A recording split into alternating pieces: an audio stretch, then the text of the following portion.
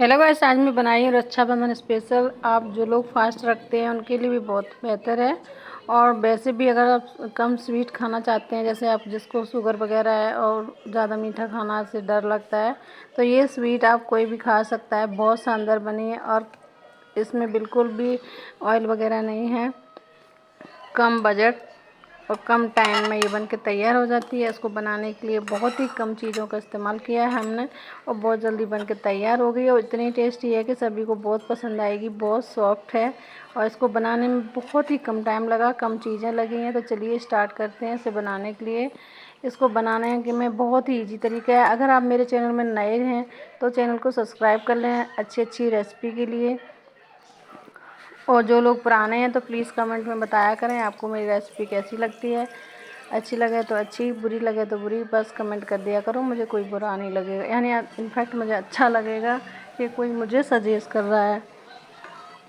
तो यहाँ पे मैंने 1 गिलास दूध ले लिया है और दूध को मैंने गर्म करने रख दिया। थोड़ी सी 1 चम्मच चीनी डाल दी है हल्का सा मीठापन लाने के लिए। यहाँ पे मैंने 2 ब्रेड लिए हैं। अब आप ब्रेड क्रम्स रखा हो तो वो भी यूज़ कर सकते हैं, मिल्क पाउडर है वो भी यूज़ करते हैं, पनीर हो तो पनीर यूज़ कर सकते हैं। इसकी जगह आप कुछ भी यूज़ कर सकते हैं, या तो पनीर डाल लें या फिर मिल्क पाउडर डाल लें या फिर नारियल का बुरादा डाल लें। तो हमने यहाँ पे कुछ नहीं लिया, हमारे पास 2 ब्रेड पड़े थे वही यूज़ करे हैं।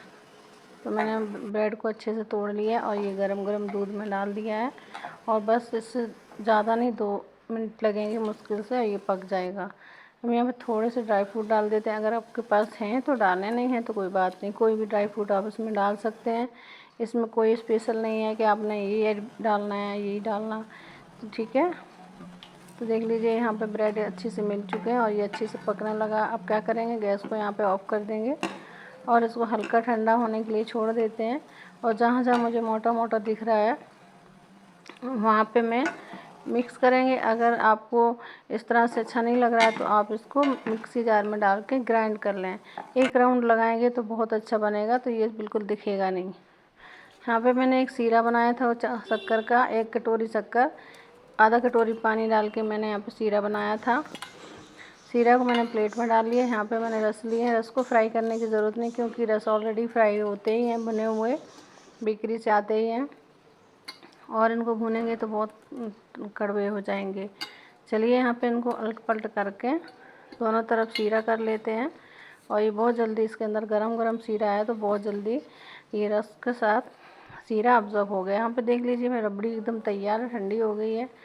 तो मैं भूल गई थी कि मुझे यहाँ नीचे भी रबड़ी लगानी है। मुझे लगा मैं सीरा डालूँगी पर मुझे ख़्याल आया कि मुझे रबड़ी डालनी है पहले। तो फिर अब यहाँ पे मैंने रबड़ी डाली है इसके अंदर। देखेंगे हमारे पास सिर्फ 5 6 7 ही रक्स थे तो उसी से मैं बना रही हूँ। फिर भी फैमिली के लिए बहुत अच्छे से बन गई है, ये काफ़ी सारी बनी है।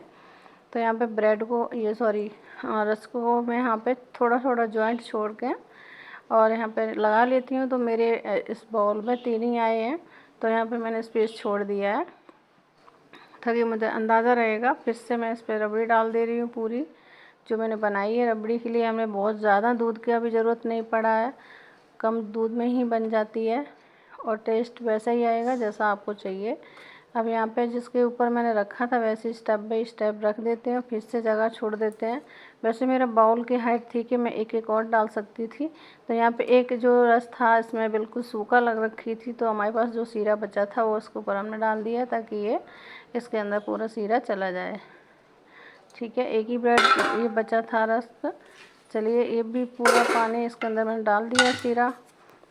अब इसके ऊपर जो भी हमारे पास बाद में जो रबड़ी बची है पूरी इसके ऊपर हम डाल देते हैं और इसको डालने के बाद अच्छे से गार्निश करके जो भी आपके पास है तो ड्राई फ्रूट डालें, नहीं है तो कोई बात नहीं चलेगा क्योंकि इसके लिए कोई स्पेशल बनाने की ज़रूरत नहीं है। ये बहुत इजी तरीके से बन जाती है। जब भी आपके घर में दावत हो या फिर कोई जल्दी से मेहमान आ जाते हैं ना अचानक, तो उनके लिए बेस्ट रेसिपी है। बहुत ज़्यादा अच्छी स्वीट है कि बहुत अच्छे से आप बना सकते हैं। छोटी मोटी चीज़ें तो घर में अक्सर पड़ी ही रहती हैं।